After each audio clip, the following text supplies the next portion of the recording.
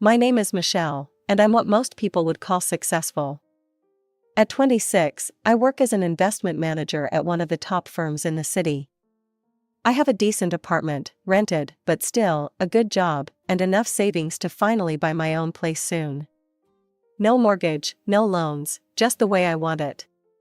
Everything was going according to plan until that phone call from Aunt Sarah changed everything. "Michelle, honey, are you coming for Thanksgiving this year?" Her warm voice brought a smile to my face. Aunt Sarah had been more of a mother to me than my actual mother ever was. "Of course, I wouldn't miss it," I replied, already looking forward to her famous apple pie. What I didn't expect was who else would be there. I should probably explain why my aunt's call meant so much to me. You see, I haven't spoken to my parents or my older sister Jessica in 8 years. Not since that day I graduated high school. I had just received my acceptance letter to college, with a partial scholarship for investment management.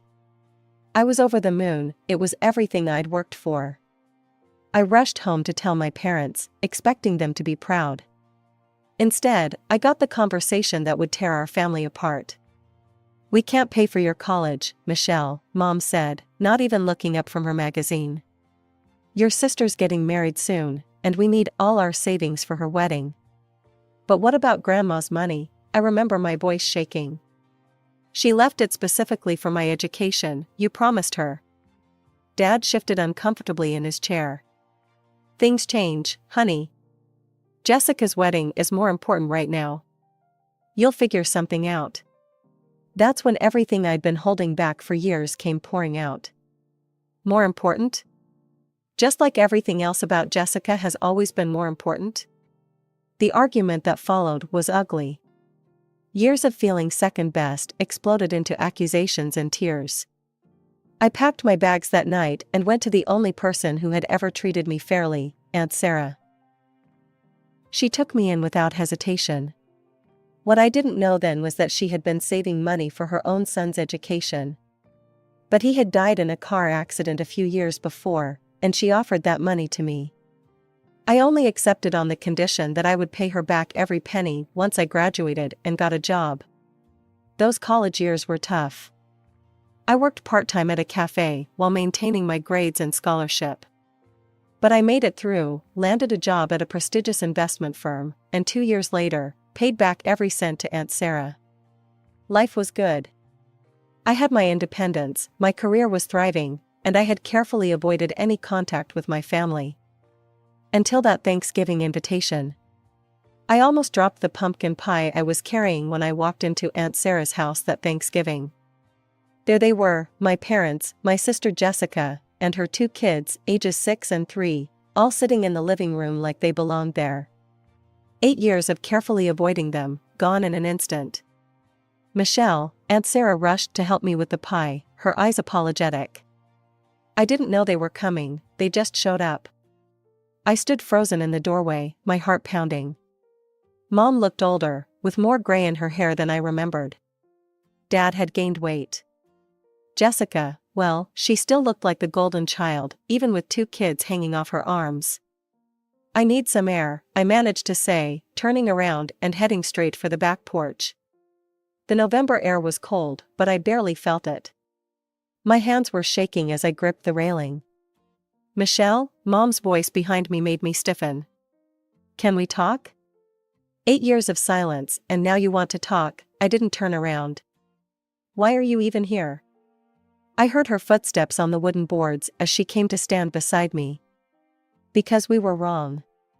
Your father and we've spent years feeling guilty about what we did. We want to make things right." "Then why didn't you call? Write, email, anything?" The words came out sharper than I intended. Mom's eyes filled with tears. "Because we were ashamed. So ashamed. We kept telling ourselves we'd reach out, but the more time passed, the harder it became. When we heard you'd be here for Thanksgiving, we knew it might be our only chance to see you face to face. To tell you how sorry we are. For everything." I stood there, my mind racing. Part of me wanted to scream at her, to list every single time they'd made me feel less important than Jessica. Another part, Well, another part noticed how tired she looked, how her hands trembled as she spoke. I need time to think, I finally said. It's a lot. Of course, she nodded quickly, take all the time you need. We'll be here when you're ready. The rest of the evening passed in a blur. I sat quietly in a corner of Aunt Sarah's living room, pushing turkey around my plate and avoiding eye contact. True to their word, my parents and Jessica didn't push. They chatted with other relatives, played with the kids, helped with dishes, all while shooting occasional guilty glances my way. I watched them when they weren't looking. Mom helping Aunt Sarah in the kitchen, Dad entertaining Jessica's kids, Jessica herself looking somehow both confident and uncertain. They were trying to give me space, but their presence filled every corner of the house. For 2 weeks after Thanksgiving, I couldn't think about anything else. Every morning, I'd wake up and replay that conversation with Mom on Aunt Sarah's porch. Every night, I'd lie awake wondering if I was making the right decision by even considering forgiveness. I sat in my apartment one evening, staring at my phone. Mom's number was still saved there. I'd never deleted it, though I couldn't explain why. Maybe some part of me had always known this day would come. My finger hovered over the call button for what felt like hours. Finally, I took a deep breath and pressed it.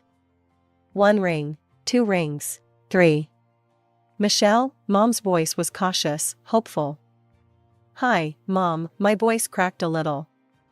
I've been thinking about what you said at Thanksgiving. I think I'd like to try, slowly. The words felt strange coming out of my mouth. Maybe we could start over? That's how I found myself standing outside my childhood home a week later, clutching a bag of carefully chosen gifts. Nothing expensive, just thoughtful items I'd picked up, a scarf for Mom, a book Dad had mentioned wanting years ago, some educational toys for Jessica's kids. The house looked smaller than I remembered, and definitely more worn. The paint was peeling in places, and the garden that Mom used to tend so meticulously was overgrown. This wasn't the pristine suburban home I'd grown up in. Before I could ring the doorbell, the door flew open. Mom stood there, looking nervous but happy. You came. I came, I nodded, stepping inside. The interior was just as telling as the exterior. The furniture was the same from 8 years ago, but now showing obvious wear. The walls needed a fresh coat of paint, and the carpet was threadbare in places. Dad emerged from the kitchen, looking uncertain. Jessica was there too, her kids hiding behind her legs. I handed out the gifts, watching their faces as they opened them. Mom's eyes welled up when she saw the scarf, and Dad actually smiled at the book. Over dinner, Mom had made my favorite lasagna from childhood. The truth about their lives emerged. Jessica's marriage had ended badly 2 years ago, forcing her to move back home with the kids. Mom's health problems had reduced her to part-time work at the library, and Dad had been forced to take a lower-paying position after his company downsized. How about you, Michelle? Jessica asked carefully, pushing her food around her plate. How's work? Good, I replied, trying to keep my tone neutral. I'm at Morton and Associates now. It's a large investment firm downtown. The rest of the evening continued like that, careful conversations, avoided topics, and an underlying tension that nobody wanted to acknowledge. We were all trying so hard to be normal that it felt anything but. Over the next few weeks, something shifted. Jessica started showing up at my office during lunch breaks, usually with 2 cups of coffee from the shop downstairs. We'd sit in the building's courtyard, catching up on 8 years of missed conversations. She told me about her failed marriage, how her ex-husband turned out to be terrible with money, and even worse with commitment. As Christmas approached, I found myself actually looking forward to family celebrations. But first, I had an important stop to make. A coffee maker? Aunt Sarah laughed as she unwrapped her gift. Are you trying to tell me something about my instant coffee? Maybe, I grinned, hugging her tight. Thank you for everything, Aunt Sarah. For being there when I needed you most. She held me at arm's length, studying my face. Are you happy, sweetie? With how things are going with your family? I think I am, I answered, surprising myself with how true it felt. It's different now. Better. Christmas at my parents' house was nothing like the tense dinner from my first visit. Mom had decorated every inch of the place, and Dad was actually singing carols as he helped in the kitchen. Jessica's kids, Emily and Jack, had finally warmed up to me, especially after seeing their presents, a science kit for Emily and a toy dinosaur collection for Jack. "Aunt Michelle," they'd squeal, climbing all over me. "Can you help us build the volcano?" Watching them play with their new toys, I realized how much I'd missed having a family. Even Mom and Dad seemed more relaxed, laughing and joking like they used to when I was little. Months passed, and we fell into a comfortable rhythm. Sunday dinners became a regular thing. Jessica and I had our coffee dates. Then came the spring break trip. I hadn't planned it really, I just overheard Mom saying how the kids had never seen the ocean. "Let's go," I said impulsively, "next week. I'll book everything." That trip was magical. Watching Emily and Jack's faces when they first saw the ocean, hearing their squeals as they jumped over waves, building sandcastles with Dad like I used to as a kid, it was worth every penny. After the trip, things felt even more natural. Which is why I wasn't entirely surprised when Mom and Dad asked to talk to me one evening after dinner. "The plumbing in the house," Dad started, looking uncomfortable. "It's pretty bad. We've been putting off repairs, but..." "We hate to ask," Mom jumped in, "but we could really use some help." I wrote them a check right there. It wasn't a small amount, but seeing their relief made it worth it. After that, there were other requests, nothing unreasonable.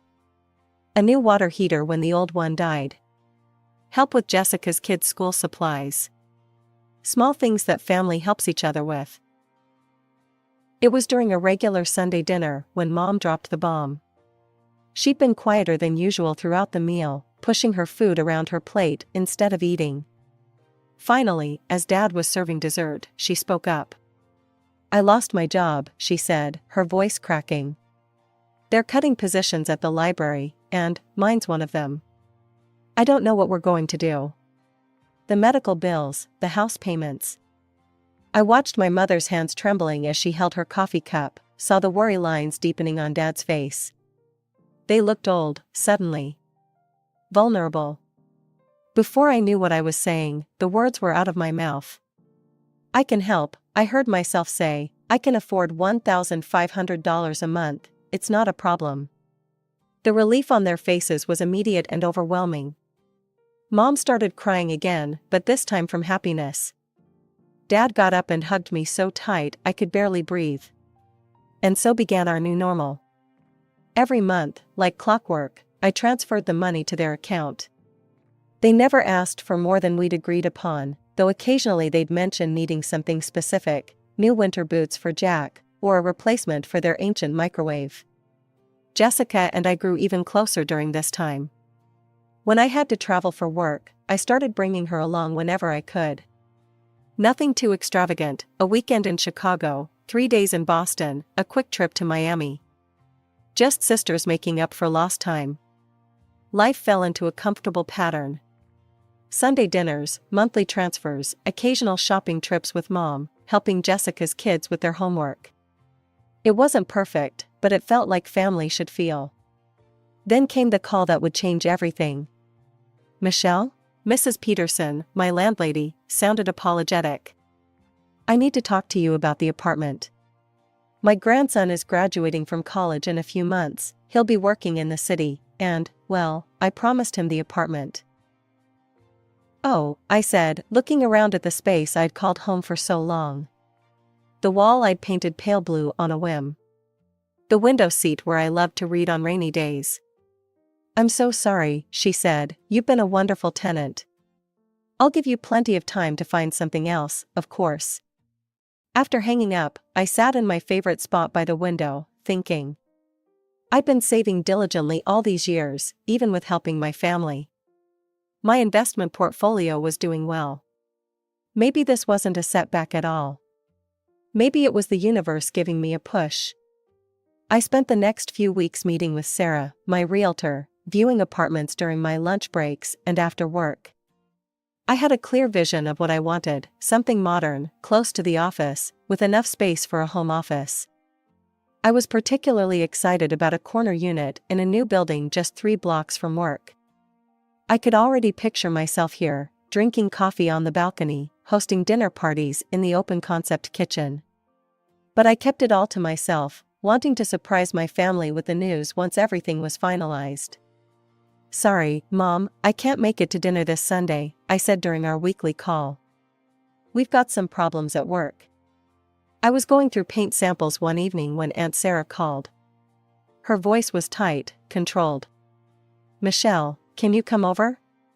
We need to talk, it's important." I found her pacing in her kitchen, looking more agitated than I'd ever seen her. She barely waited for me to sit down before speaking.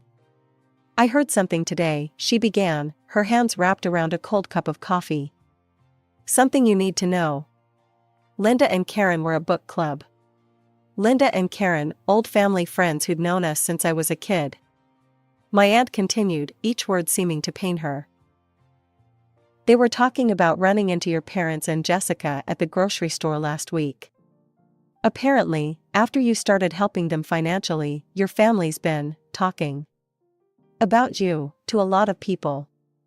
"What do you mean, talking?" But something cold was already settling in my chest.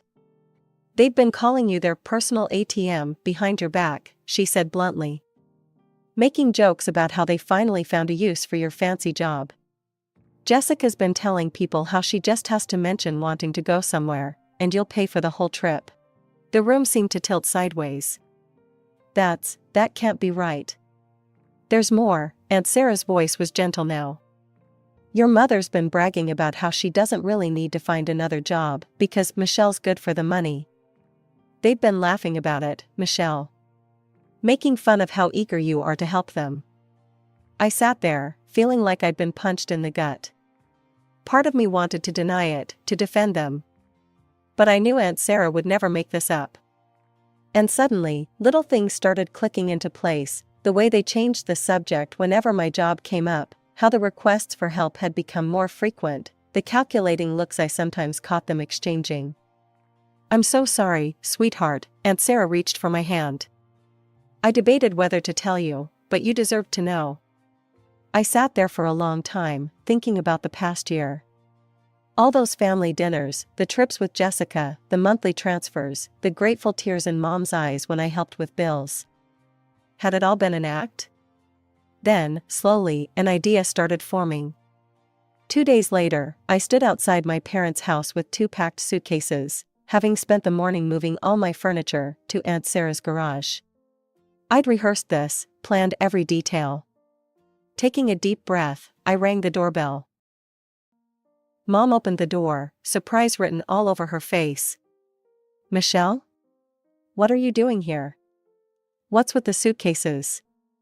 Dad and Jessica appeared behind her, equally confused. "Perfect." I let my lower lip tremble, blinking rapidly as if holding back tears.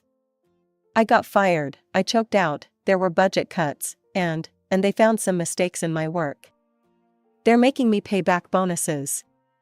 I can't afford my apartment anymore. I was hoping, maybe I could stay here? Just for a few months until I get back on my feet." The silence lasted exactly 3 seconds before Mom's concerned expression transformed into something ugly and unfamiliar. "Does this mean you won't be sending us the monthly money anymore?" she demanded, all pretense of sympathy gone from her voice. I felt my heart crack a little, even though I'd been expecting this. "No, Mom, I won't have any extra money for a while." Jessica stepped forward, her face flushed with anger. "What about our Europe trip next month? The one you promised to take me on?" My hands were shaking, but I forced myself to maintain the act. I simply shook my head, looking at the floor. That's when all hell broke loose. "You stupid, irresponsible girl," Mom's screech made me flinch. "How could you let this happen? What kind of investment manager gets fired?" Dad joined in, his face red with rage. "We should have known you'd screw this up. Just like you screwed up everything else." You can't stay here, Jessica spat, grabbing my suitcases. There's no room, and I'm not sharing my space with a failure. I watched in stunned silence as my sister dragged my luggage to the front porch and dumped them outside like trash. These were the same people who'd hugged me at Christmas, who'd cried grateful tears when I helped them, who'd claimed to be so sorry for the past. We don't need you here without your money, Mom sneered. You'll never get another decent job after being fired like this. We're not supporting a deadbeat. I stood there, taking it all in. The masks had finally fallen, revealing the ugly truth beneath. Every Sunday dinner, every family moment, every reconciliation, it had all been a calculated performance. Aunt Sarah had been right. Looking at them now, Mom's twisted expression, Dad's red face, Jessica's contemptuous sneer, I felt oddly calm. Something inside me that had been hanging by a thread finally snapped clean. Without a word, I turned and walked to my suitcases. Behind me, their voices rose in a chorus of insults. Leech, ungrateful brat, don't come crawling back. I wheeled my suitcases down the driveway in silence, their shouts following me like angry wasps. The neighbors were peeking through their windows now, but I couldn't bring myself to care. 20 minutes later, I was back at Aunt Sarah's house. She took one look at my face and opened her arms. I fell into them, finally letting the tears come. They showed their true colors, didn't they? She whispered, stroking my hair. I managed a weak smile, then pulled out my phone. First, I opened my banking app and canceled the monthly transfer to Mom's account. Then I pulled up the travel website where I'd booked Jessica's dream European vacation. 2 clicks, and both the hotel reservation and flight tickets were canceled. The 2 weeks I spent at Aunt Sarah's felt like a cocoon, a safe space to process everything that had happened. During that time, my realtor called with exciting news. Remember that corner unit you loved? The sellers accepted your offer. Everything moved quickly after that. Paperwork, inspections, final walkthrough, it all became a blur of signatures and meetings. Before I knew it, I was standing in my very own apartment, holding the keys in my trembling hands. Aunt Sarah helped me move everything in from her garage. We spent a weekend arranging furniture, hanging artwork, and making the space truly mine. She even insisted on helping me pick out new curtains for the floor-to-ceiling windows. That evening, after Aunt Sarah left, I did something impulsive. I took a photo of myself in my new living room, the city lights twinkling behind me through the massive windows. I posted it on social media with the caption, "Dreams do come true." Finally a homeowner, no mortgage, no loans, just years of hard work paying off. I knew what I was doing. I knew they'd see it. Part of me wanted them to. Sure enough, my phone rang less than 2 hours later. Mom's number flashed on the screen. I took a deep breath and answered. "What is this photo about?" she demanded. "What apartment?"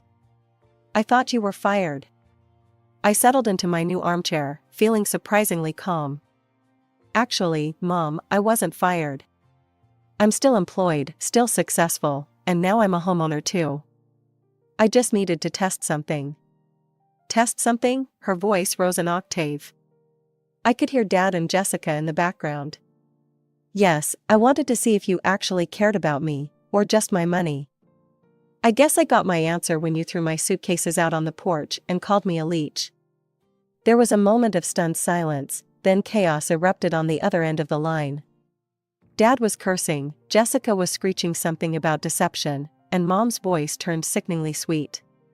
"Sweetheart, we were just shocked and worried about you. Of course we care about you. We can move past this little joke of yours. Everything can go back to normal." I actually laughed out loud. "Normal? You mean where I pay for everything while you mock me behind my back?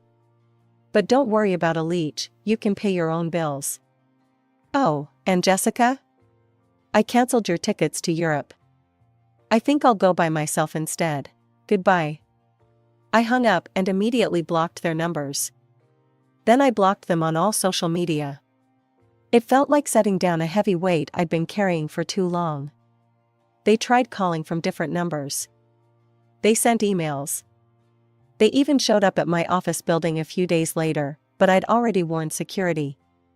The sight of them being turned away by the guards should have hurt, but all I felt was relief. That weekend, Aunt Sarah came over for dinner in my new home. I'd cooked her favorite lasagna, and we sat on my balcony watching the sunset. "Are you okay?" she asked, refilling our wine glasses. "I have everything I need right here," I said, raising my glass. "A home of my own, a job I love, and the only family member who ever truly mattered." Aunt Sarah clinked her glass against mine, and we sat in comfortable silence, watching the city lights come alive below us. Sometimes, I realized, the family you choose is better than the family you're born into. And sometimes, the hardest lessons lead to the most beautiful beginnings.